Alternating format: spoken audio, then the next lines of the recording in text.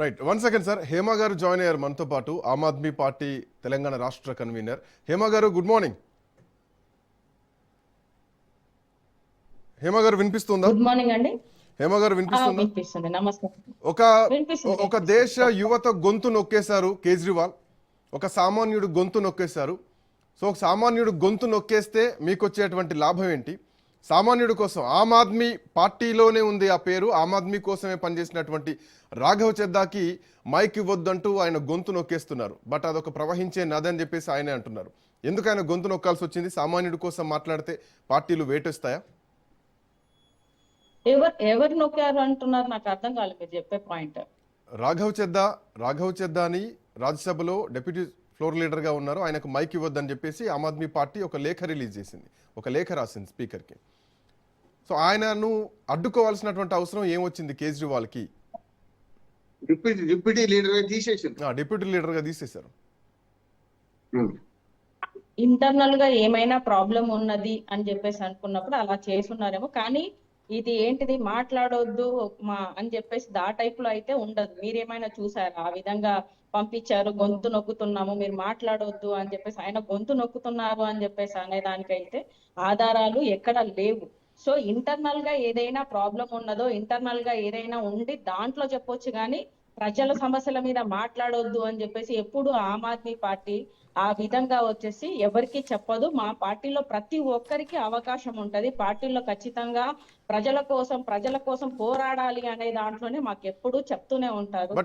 Aam Aadmi party ఈ మాట నేననలేదు, ఈ మాట రాఘవ్ చెద్దా అంటున్నారు. ఆయన వీడియో రిలీజ్ చేస్తారు. ఆయన ఏమంటున్నారంటే శ్రీకాంత్ అది కాదు, రాఘవ్ చెద్దా అన్నాడు కూడా కాదు, రాజ్యసభ చైర్మన్ కు ఉత్తరం రాసిన వ్యక్తిగతంగా కూడా ఆయనకు మైక్ ఇవ్వద్దని చెప్పి, మా పార్టీ సభ్యుడు కావచ్చు డిప్యూటీ లీడర్ తీసేసాం, ఆయన వ్యక్తిగతంగా రిక్వెస్ట్ చేసి కూడా ఆయన టైం ఇవ్వద్దని చెప్పి రాసిండ్రు. మైక్ ఇవ్వద్దన్నారు. అవును, మైక్ ఇవ్వద్దని అన్నారు. మైక్ ఇవ్వద్దంటే మాట్లాడనియొద్దు, గొంతు నొక్కేసినట్టే కదా.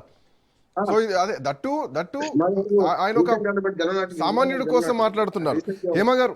హేమ గారు ఖచ్చితంగా మైక్ ఇవ్వద్దన్నారు, 100% ఇవ్వద్దన్నారు. దాన్ని రాఘవ్ చెద్దా అంటున్నారు, నన్ను మాట్లాడకుండా ఎందుకు ఆపాలనుకుంటున్నారు? నా వల్ల పార్టీకి ఏమైనా నష్టం కలిగిందా? నా వల్ల సామాన్యుడికే ఉపయోగం కలిగింది కదా, నా గొంతు ఎందుకు నొక్కుతున్నారు అని చెప్పేసి రాఘవ్ చెద్దా ఈరోజు అడిగిన ప్రశ్నకు ఆమ్ ఆద్మీ పార్టీ సమాధానం ఏం చెప్పాలి? రాఘవ్ చెడ్డా గారితో ఏదైనా ఇంటర్నల్ గా మాట్లాడినప్పుడు సంథింగ్ అక్కడ ఏదైనా ప్రాబ్లం జరగవచ్చు తప్ప, దానికి తను వచ్చేసి కోపంలో ఏమైనా మాట్లాడొచ్చు తప్ప ఇదే విధంగా అని చెప్పేసి ఆధారాలు ఆయన రాఘవ్ చెడ్డా ఏమన్నా చూపించారా ఆధారాలు? ఇక్కడ ప్రాబ్లమ్స్ ఉన్నాయి. అది గొంతు ఏ గొంతు అయినా కూడా ఆమ్ ఆద్మీ పార్టీలో సామాన్యుడి కోసమే మాట్లాడమని చెప్తుంది. పార్టీ అనేది సిద్ధాంతం ఖచ్చితంగా సామాన్యుడి కోసమే కదా. ఆమ్ ఆద్మీ పార్టీ అంటే పార్టీలోనే ఉంది కదా సామాన్యుడి పార్టీ అని చెప్పేసి, ఆ విధంగా ఎలా చెప్తారు? Something internal problem. కానీ హేమ గారు పర్సనల్ ప్రొఫైల్ ఉంటే, పర్సనల్ ప్రొఫైల్ పెరిగితే పార్టీలో ఎదగనివ్వరు. సో ఒక చెట్టు నీడని ఇంకొక చెట్టు ఎలా అయితే పెరగదో, కేజ్రీవాల్ నీడలో మళ్ళీ అంతటి స్థాయి ఉన్నటువంటి వ్యక్తి, ప్రజల కోసం మాట్లాడేటువంటి వ్యక్తి ఎదగరు. సో కేజ్రీవాల్ ఒక దుర్మార్గమైనటువంటి రాజకీయం చేస్తున్నారు, రాఘవ్ చెద్దా గొంతు చేసి అన్నది ఈరోజు దేశం మాట్లాడుతుంది. అట్లాంటిది ఏం లేదండి. ఎందుకంటే ఇప్పుడు ఒకరు గొంతు నొక్కాలి అని చెప్పేసి అనుకుంటే, ఇప్పుడు సంజయ్ సింగ్ సార్ ఉన్నారు, తను మాట్లాడుతూనే ఉన్నారు. అదే విధంగా సందీప్ పాఠక్ సార్ మాట్లాడుతూనే ఉంటారు. ఇలాంటి వాళ్ళు అలా అంటే ఇప్పుడు మన పంజాబ్ లో కూడా వచ్చేసి సీఎం అయ్యారు. గొంతు నొక్కుంటే సీఎం ఎలా అవుతుంటారు? భగవంత్ మాన్ గారు వచ్చేసి సీఎం ఎలా అయి ఉంటారు? అలాంటిది ఏమీ లేదండి. ఇదంతా వచ్చేసి అదే భగవంత్ మాన్ సీఎం అవడానికి బ్యాక్ ఎండ్ లో పనిచేసినటువంటి వ్యక్తి రాఘవ్ చెద్దా. అదే భగవంత్ మాన్ సీఎం అవడానికి బ్యాక్ ఎండ్ లో పనిచేసినటువంటి వ్యక్తి రాఘవ్ చెద్దా. ఒక లైక్ ప్రశాంత్ కిషోర్ వ్యూహాలు ఎట్లా అయితే దేశానికి తెలుసో, అట్లా పంజాబ్లో కానీ ఢిల్లీలో కానీ ఆమ్ ఆద్మీ పార్టీ 2012 నుంచి, ఆయన ఏదో మధ్యలో వచ్చినటువంటి వ్యక్తి కూడా కాదు, మొదటి నుంచి ఉద్యమంలో పనిచేసినటువంటి వ్యక్తి, అధికారంలో వచ్చినప్పటి నుంచి పనిచేసినటువంటి వ్యక్తి. ఇప్పటికీ కూడా ఢిల్లీలో బీజేపీ అధికారంలోకి వచ్చినా ఆయన పార్టీ కోసమే ఉన్నారు, ఆయన ప్రజల కోసం ఉన్నారు. బట్ అట్లాంటి వ్యక్తి పర్సనల్ ప్రొఫైల్ పెరుగుతుంది, పర్సనల్ ఇమేజ్ పెరుగుతుంది అన్నటువంటి కారణంతోనే ఈరోజు రాఘవ్ చెద్దా మీద వేటు వేసింది ఆమ్ ఆద్మీ పార్టీ అన్నది వాస్తవమే కదా.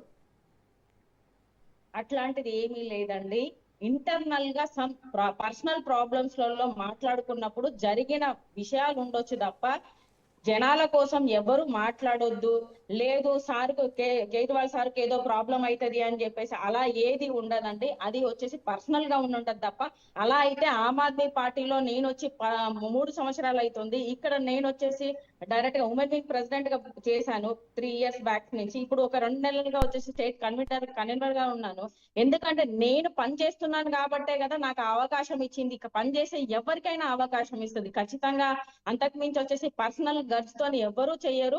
ఇంటర్నల్ గా సమస్యలు ఉండొచ్చు, దాన్ని కోపంలో పెట్టుకొని తను మాట్లాడుంటాడేమో తప్ప పార్టీ సిద్ధాంతాలు అట్లాంటివి కాదు. కేజ్రీవాల్ మీరు గారు ఎప్పుడు ఆ విధంగా ఇట్లాంటి క్వశ్చన్స్ వస్తున్నాయి. ఇప్పుడు మీరు కూడా పని చేస్తున్నావు, యాక్టివ్ గా పని చేస్తున్నారు అంటే బాగా యాక్టివ్ గా పని చేసే వాళ్ళ మీద వేటు పడుతుంది.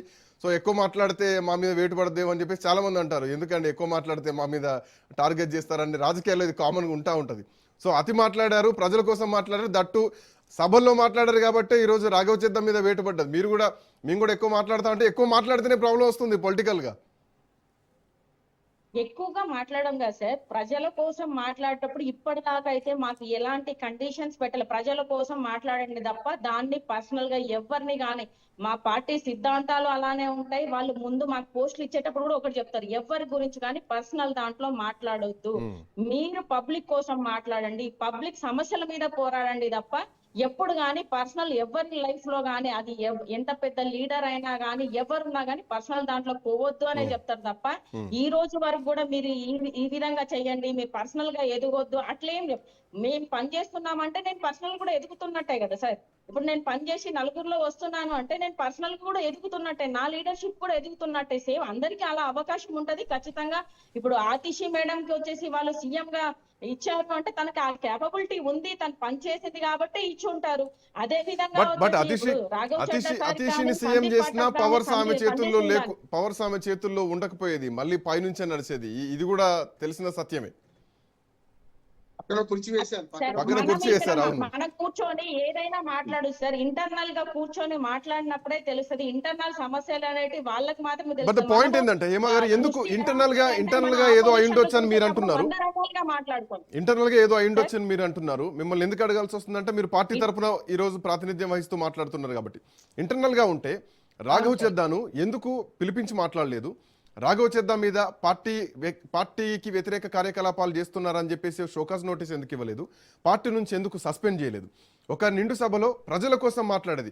సార్ రామోహన్ రావు గారు ఒక పాయింట్ రాఘవ చెద్దా లేవనెత్తిన విషయంలో ద బ్యూటిఫుల్ పాయింట్ ఏంటంటే ఇన్కమ్ ట్యాక్స్ ఎవరి